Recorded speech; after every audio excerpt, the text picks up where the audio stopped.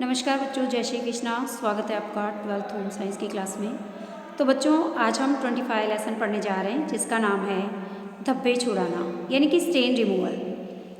बच्चों, इस लेसन के अंदर हम धब्बों के बारे में अध्ययन करेंगे। दाग धब्बे जो हमारे वस्त्र पर लग जाते हैं अनजाने में, उनके बारे में अध्ययन करेंगे। धब्बों के प्रकार के बारे में अध्ययन करेंगे। धब्बों को दाग और धब्बों को हटाने की विधियों के बारे में भी अध्ययन करेंगे। और धब्बों को हटाते समय हमें क्या क्या सावधानियां रखनी चाहिए इसके बारे में भी हम अध्ययन करेंगे। तो चलते हैं बच्चों हम टेक्स्ट बुक की ओर। देखिए बच्चों, सबसे पहले तो हम देखें कि दाग और धब्बा होता क्या है। देखो बच्चों, जब भी हम दाग और धब्बे जब अनजाने में जब हम खाना खा रहे होते हैं तो खाना खाते खाते जो है खाना हमारे कपड़ों पर गिर जाता है तो उससे दाग धब्बे बन जाते हैं। या फिर हम कोई ड्राइंग बना रहे होते हैं तो कलर लग जाता है, या फिर कोई पेंट कर रहे होते हैं, कलर कर रहे होते हैं वॉल पे या कहीं पर भी, गेट पर, खिड़कियों पर, विंडो पर, है ना, कहीं भी कलर करते हैं तो भी कभी कभी जो है धब्बे अनजाने में हमारे वस्त्रों पर लग जाते हैं। तो इन्हीं को हम धब्बे कहते हैं और इन्हीं को दाग कहते हैं, है ना। तो वस्त्रों में अचानक अनदेखे अनजाने कोई भी दाग या धब्बा लग जाना स्वाभाविक है, बिल्कुल सही है। कभी कभी अचानक से या अनदेखे में या अनजाने में ही दाग और धब्बे लगते हैं। हम जानबूझकर अपने वस्त्रों पर धब्बे नहीं लगाते तथा दाग धब्बे पड़ते ही उनको तुरंत छुड़ाने का हमें प्रयास करना चाहिए। देखो, दाग धब्बे तो लग जाते हैं अनजाने में, लेकिन यदि हम उन्हें तुरंत नहीं हटाते हैं तो वो कपड़े पर जो है अपना घर बना लेते हैं, यानी कि वो फिर बाद में यदि हम उनको चाहें कि वस्त्रों से छुड़ाना तो वो बहुत मुश्किल होता है हमारे लिए। तो यदि हम उसको तुरंत ही हमको उसको जो है हटा लेना चाहिए, क्योंकि तुरंत पड़े दाग के बारे में यदि हम देखें तो ये दाग जो होते हैं, देखिए बच्चों, यदि तुरंत पड़े दाग को हम हटा दें तो वो सरलता से छूट जाएगा। और यदि दाग पुराना हो जाता है, पक्का हो जाता है, तो फिर उसको हटाना हमारे लिए बहुत मुश्किल होता है ना। तो ऐसे में दाग छुड़ाना कठिन हो जाता है। और दाग को छुड़ाने के लिए अगर गलती से हम किसी गलत रसायन का प्रयोग कर दें तो हमारा वस्त्र भी फट सकता है और उसका कलर भी जा सकता है ना। कई प्रकार के नुकसान हमारे वस्त्र को हो सकते हैं। तो जैसे ही दाग और धब्बा हमारे वस्त्र पर लगता है, हमको तुरंत ही हटाने का उसको प्रयास करना चाहिए, है ना। अब देखिए बच्चों, दाग को छुड़ाने की प्रक्रिया में निम्न बिंदु महत्वपूर्ण है। सबसे पहले दाग को पहचानना पड़ेगा हमको कि दाग किसका है। दाग तेल का लगा है या फिर दाग जो है सब्जी का लगा है ना, या फिर दाग जो है किसी कलर का लगा है या डाई का लगा है, किस प्रकार का दाग लगा है। तो उसे छुड़ाने के लिए फिर हम उसके उपयुक्त माध्यम का उपयोग करेंगे। उपयुक्त माध्यम का चुनाव करके फिर उसको हटाएंगे, है ना। क्योंकि कोई भी दाग, सबसे पहले यदि हमें दाग छुड़ाना है तो सबसे पहले हमको उस दाग को पहचानना होगा और पहचान करके हम उसके लिए उपयुक्त माध्यम का चुनाव करेंगे और उसके बाद हम किस विधि से उससे हटाना है, सावधानीपूर्वक हम उसे हटाने का प्रयास करेंगे, ठीक है। अब दाग और धब्बा क्या होता है। दाग और धब्बा एक अनचाहा चिन्ह है जो वस्त्रों पर किसी भी कारणवश या किसी माध्यम से लग जाता है। एग्जाम्पल मैंने आपको दिए ही है, खाना खाते समय खाना गिर जाता है ना। कोई भी चीज़, आइसक्रीम खाते खाते आइसक्रीम गिर जाती है, पिघल जाती है, मेल्ट हो जाती है। या कोई ड्राइंग बना रहे हैं तो कलर्स लग जाते हैं, है ना। कोई कलर्स हम कर रहे हैं तो वो लग जाते हैं, है ना। तो दाग धब्बे लगते रहते हैं। डाई लगा रहे हैं तो वो लग सकती है, मेहंदी लगा रहे हैं तो वो भी गिर सकती है। तो वस्त्रों पर अनचाहे दाग जो होते हैं वो कभी भी अचानक कभी भी लग जाते हैं, है ना। तो इन्हीं को दाग और धब्बे कहते हैं। और दाग और धब्बे छुड़ाने की सामग्री एवं विधि का चयन में सुविधा की दृष्टि से विभिन्न प्रकार के दागों को निम्न प्रकार से जो है हम सबसे पहले हम प्रकार देखेंगे कि दागों के प्रकार क्या होते हैं, है ना। और दागों के प्रकार देख करके फिर हम उनको छुड़ाने की विधियों के बारे में भी अध्ययन करेंगे, है ना। तो चलते हैं हम पहले दागों के प्रकार देखते हैं। पहले तो बच्चों हम ये देखें कि दाग की पहचान हम किस प्रकार से करेंगे।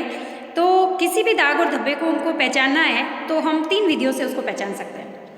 प्रश्न आता है आपका, बहुत ही इंपॉर्टेंट प्रश्न आता है कि दाग और धब्बा क्या है, इसको पहचानने की विधियाँ बताओ कौन कौन सी है। तो पहचानने की विधियाँ, इसको देख कर पहचान सकते हैं, या फिर इसकी गंध के द्वारा हम पहचान सकते हैं सूंघ करके, या फिर इसको स्पर्श करके भी हम पहचान सकते हैं। 3 विधियों के द्वारा इसको पहचाना जा सकता है।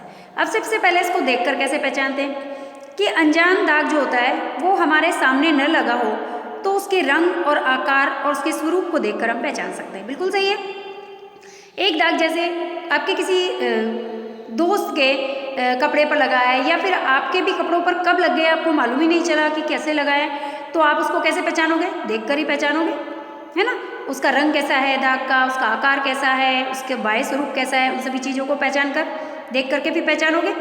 जैसे इंक का कोई रंग लग गया है या चाय कॉफ़ी का रंग लग गया है या किसी हल्दी का रंग लग गया है या नेल पॉलिश का रंग लग गया है, तो उसको हम देख कर पहचान सकते हैं, है ना, कि किस प्रकार का दाग है। यदि तेल और घी का दाग होगा तो ये थोड़ा चिकना चिकना होगा, है ना, और पूरा वस्त्र के अंदर तक फैल जाएगा।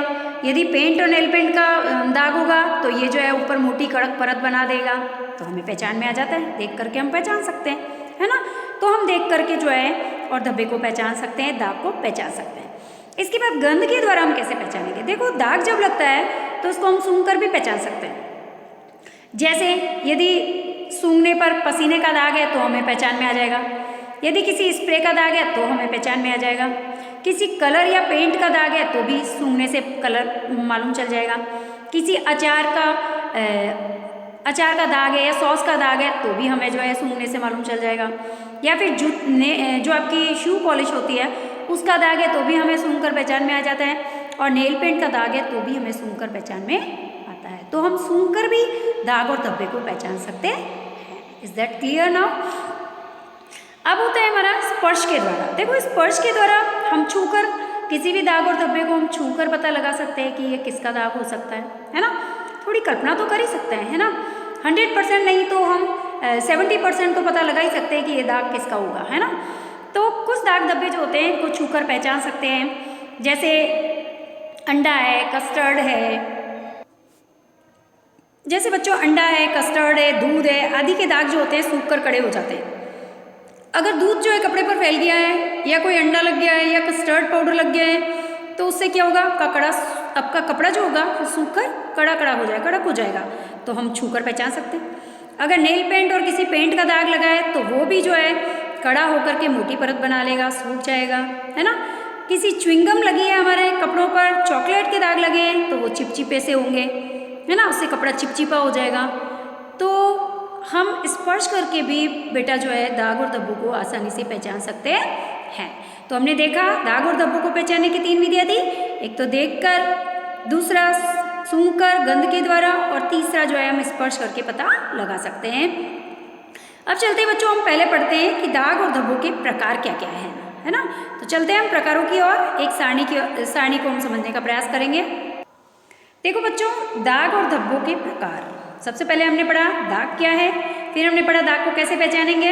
अब पढ़ रहे हम दाग और धब्बों के प्रकार क्या है ना, या दाग और धब्बों को कितने भागों में बांटा है, कितने प्रकार के होते हैं। तो ये बच्चों 7 प्रकार के होते हैं। कितने प्रकार के? 7 प्रकार के। सबसे पहले जो प्रकार के दाग हैं वो हैं प्राणिज दाग होते हैं, दूसरे आपके वनस्पतिक दाग होते हैं, तीसरे चिकनाई युक्त धब्बे, चौथे खनिज पदार्थों से लगने वाले धब्बे, पांचवें रंग आदि से लगने वाले, छठे किसी घास और पत्तियों से लगने वाले, और सातवें अन्य प्रकार के धब्बे। समझ में आया? अब सबसे पहले प्राणिज धब्बे क्या होते हैं। देखो, प्राणिज धब्बे जो कि दूध है, दही है, अंडे हैं, ब्लड है, मांस है, इनसे जो धब्बे लग जाते हैं उसे क्या कहते हैं? प्राणिज धब्बे। समझ में आया? वानस्पतिक धब्बे यानी कि जो पेड़ पौधों की से उत्पन्न होने वाले जो उत्पाद है उनसे जो धब्बे लगते हैं, जैसे चाय है, कॉफ़ी है, शहद है, फल है, सब्जी है, इसके जो धब्बे होते हैं वो कहलाते हैं वानस्पतिक धब्बे। तीसरे चिकनाई युक्त धब्बे जो तेल, घी, मक्खन, क्रीम से लगते हैं, आपको पता ही है, ग्रीस आदि से लग जाते हैं। फिर चौथा है खनिज पदार्थ, विभिन्न प्रकार के खनिजों से, इंक से लग जाएंगे, औषधियों से लग जाएंगे, या जंग से लग जाएंगे, है ना, आयरन से लग जाएंगे, तो ये क्या कहलाते हैं? खनिज धब्बे कहलाते हैं। कुछ धब्बे होते हैं आपके जो रंग से लगते हैं, वार्निश से लग सकते हैं, कपड़े रंगने के रंगों से लग सकते हैं, छपाई करते समय लग सकते हैं, है ना, चित्र बनाने वाले रंगों से लग सकते हैं, तो ये कहलाते हैं रंग वाले धब्बे। घास वाले धब्बे जो होते हैं ये घास से लग सकते हैं और हरी पत्तियों के से लग सकते हैं, इनसे लगने वाले जो धब्बे होते हैं घास वाले धब्बे कहलाते हैं। और अन्य धब्बे जो होते हैं बच्चों, इसके अंदर देखो पसीने से भी लग सकते हैं, या फिर जलने से, झुलसने से भी धब्बे लग सकते हैं, है ना, और आदि, है ना, तो ये कहलाते हैं आपके अन्य धब्बे। समझ में आया? तो ये थे हमारे 7 प्रकार दाग और धब्बों के। इन 7 प्रकारों को अब हम डिटेल में पढ़ने जा रहे हैं, तो चलते हैं हम आगे।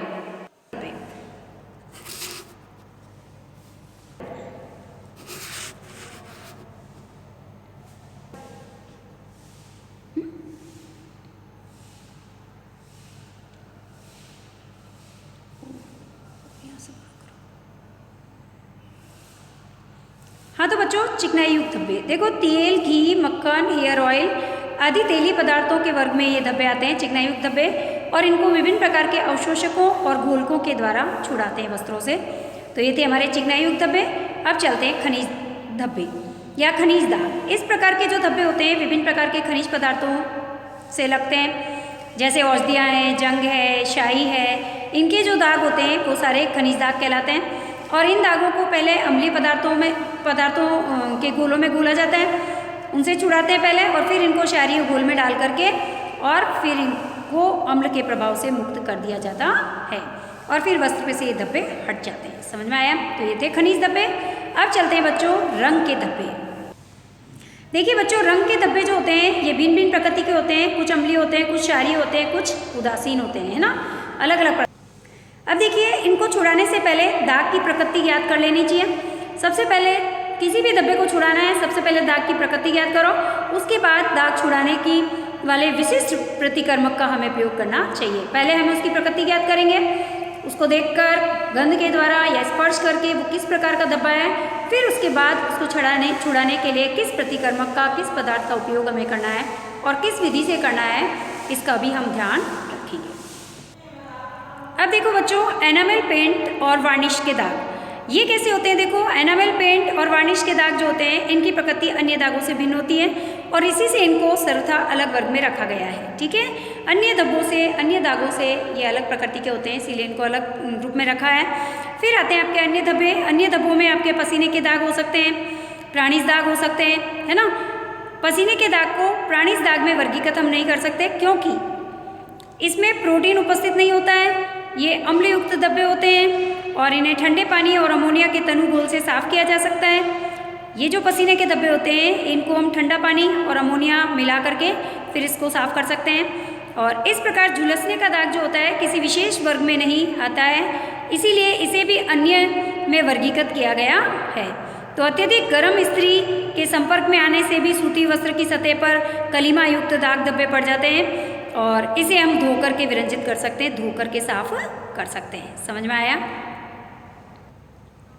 और कुछ दाग धब्बे जो होते हैं पहचाने नहीं जाते क्योंकि वे बहुत ज़्यादा पुराने हो जाते हैं, इसीलिए दाग और धब्बे लगते ही हमें तुरंत उन्हें छुड़ाने का प्रयास करना चाहिए।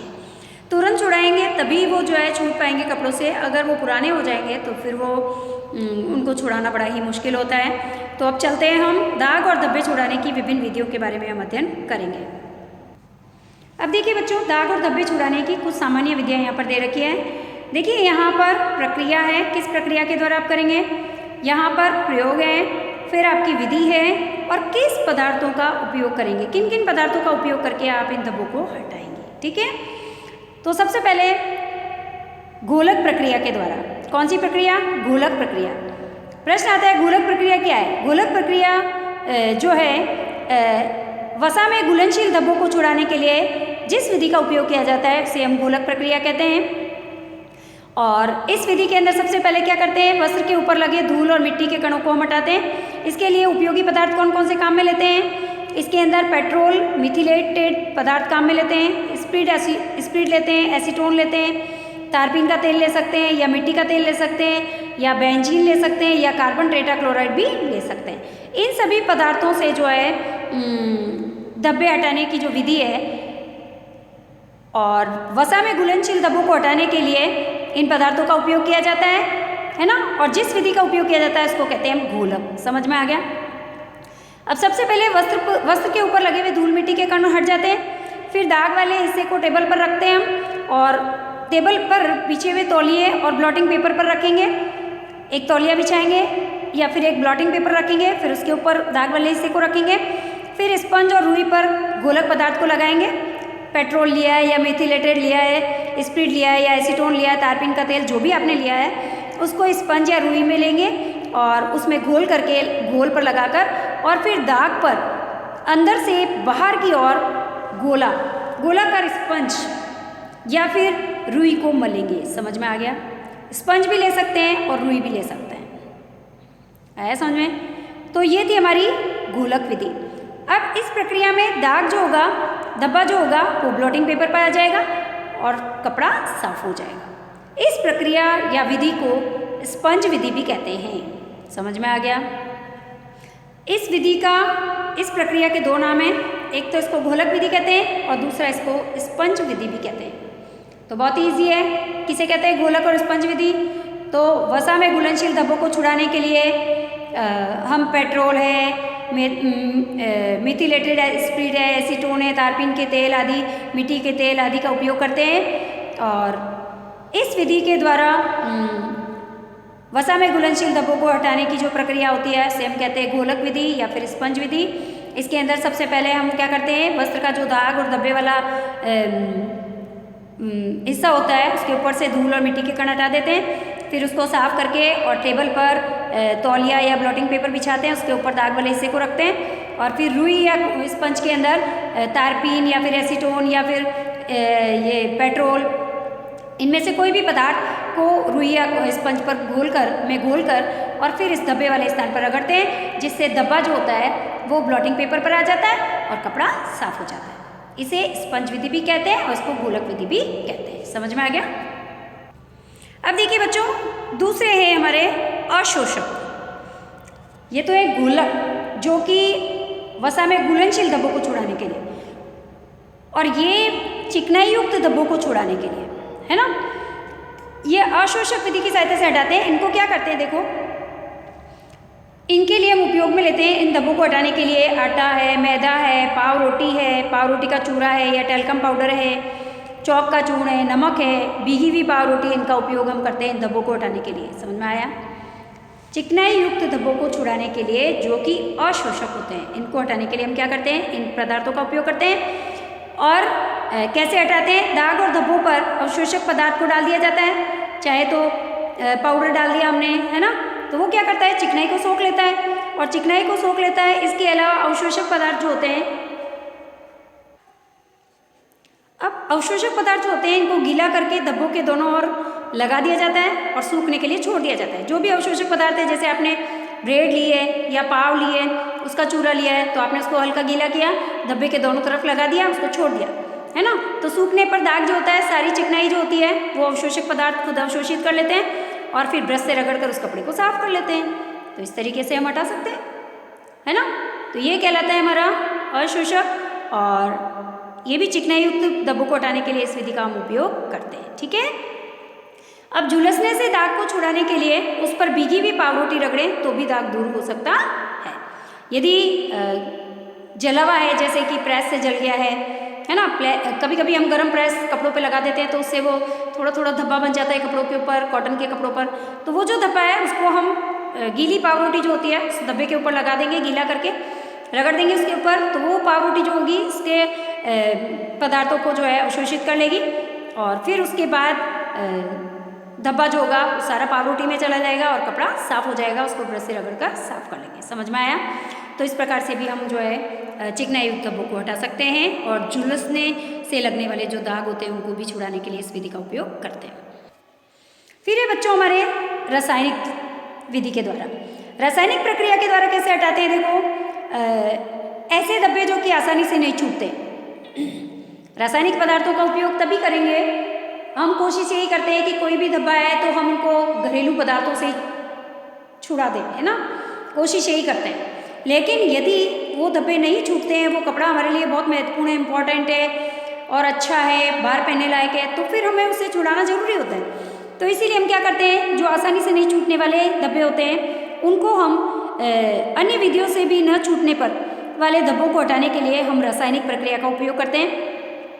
इसके अंदर विभिन्न प्रकार के रासायनिक पदार्थों का उपयोग किया जाता है, जैसे सुहागा है, जेवेल है, वाटर है, जेवेल वाटर है, सोडियम परबोरेट है, बोरेक्स है, नींबू का रस यूज़ कर सकते हैं, ऑक्जेलिक एसिड यूज़ कर सकते हैं, है ना। तो इन पदार्थों के द्वारा, इन रासायनिक पदार्थों का उपयोग करके जिन धब्बों को हटाया जाता है उसे हम रासायनिक प्रक्रिया के द्वारा हटाने वाले धब्बे कहेंगे, है ना, रासायनिक प्रक्रिया के द्वारा। अब देखो क्या करते हैं इसके अंदर, सबसे पहले दाग को स्पंज विधि से रासायनिक प्रतिकर्मक के लिए तनु घोल की सहायता से दाग छुड़ाएंगे।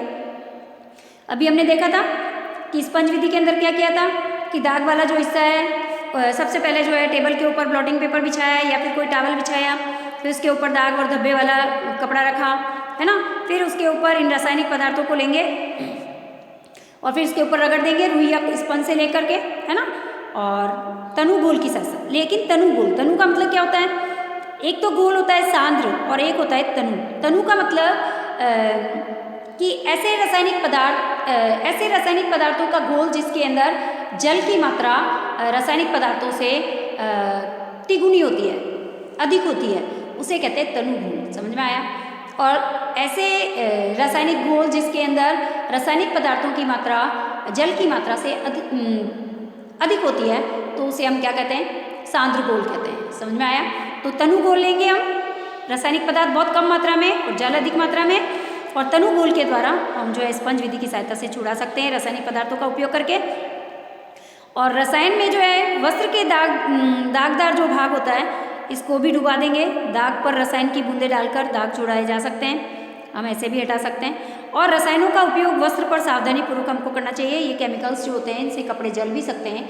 आपको ये भी देखना है कि आपका कपड़ा कैसा है ना। कपड़ा नहीं देखा तो आप कपड़ा जल भी सकता है केमिकल से, है ना।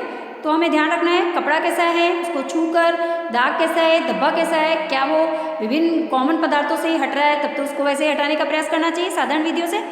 और यदि नहीं हट रहा है तो फिर रासायनिक प्रक्रिया का उपयोग करना चाहिए। ठीक है। दाग छुड़ाने के पश्चात तत्काल ही वस्त्रों को बार बार साफ पानी से धो करके और रसायन मुक्त कर लेना चाहिए। तो इस प्रकार बच्चों हमने 3 विधियां पढ़ी, है ना। स्पंज विधि जिसको घोलक प्रक्रिया भी कहते हैं, दूसरी अशोषक प्रक्रिया के द्वारा, और तीसरा रासायनिक प्रक्रिया के द्वारा। ठीक है।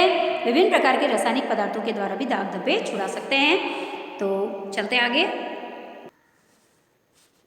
अब देखिए बच्चों, दाग धब्बे छुड़ाने के लिए हमें कौन कौन सी सावधानियां रखनी चाहिए। और देखो सबसे पहले तो दाग को देखकर, स्पर्श करके, सूंघ कर हमें पहचानना चाहिए। फिर वस्त्रों की किस्म को जानना चाहिए, वस्त्र कपड़ा किस प्रकार का है, कॉटन का है, सिल्क का है या नेट का है, कैसा है ना। उसके लिए हम किस पदार्थ का उपयोग करेंगे ये हमें ध्यान रखना है। और वस्त्र की प्रकृति रचना के साथ साथ धब्बे की प्रकृति का भी हमें ध्यान रखना है, धब्बे छुड़ाने वाले पदार्थों का भी ध्यान रखना है, और किस विधि का उपयोग कर रहे हैं उसका भी हमें ध्यान रखना है ना। और रंगीन लिनन, ऊन, रेशमी, रेयॉन आदि पर प्रतिकर्मकों के केवल हल्के घोल का ही उपयोग करना चाहिए। हमें सिर्फ इनके लिए तनु घोल का उपयोग करेंगे। किसी भी वस्त्र पे से हमको धब्बे हटाने हैं तो हम तनु घोल का ही उपयोग करेंगे, चाहे हम एसिड से हटाएं, चाहे हम बेस से हटाएं, लेकिन उनके तनु घोल के द्वारा ही धब्बों को छुड़ाया जाता है। क्योंकि अगर हम सांद्र घोल लेंगे तो उससे क्या होगा कि हमारा कपड़ा जल भी सकता है ना। प्रतिकर्मक के प्रयोग के तुरंत बाद वस्त्र को उसके प्रभाव से मुक्त करने के लिए साफ पानी से हमें धोना भी चाहिए। ये ध्यान रखना है कि जैसे ही आपने विभिन्न प्रकार की विधियों के द्वारा आपने धब्बे को हटा लिया है तो उसके बाद वस्त्र को हमें साफ पानी से धो लेना चाहिए। अब देखिए, रंगीन वस्त्रों से दाग हटाने से पहले जांच लें कि रंग पक्का है या कच्चा है। जब आप रंगीन वस्त्रों से दाग हटाते हैं तो उससे पहले आप ध्यान लें कि रंग आपका पक्का है या कच्चा है। अगर कच्चा रंग होगा तो सारा फैल जाएगा, निकल जाएगा, है ना। ज्वलनशील रासायनिक पदार्थों का प्रयोग करते समय आग से बचने के लिए सावधानी रखनी चाहिए। और दाग और धब्बे छुड़ाने के लिए घोलक, अवशोषक और रासायनिक विधियों में जो उचित विधि है उसी का चयन करना चाहिए। हमने 3 विधियाँ पढ़ी थी अभी, घोलक विधि, अवशोषक विधि और रासायनिक विधि।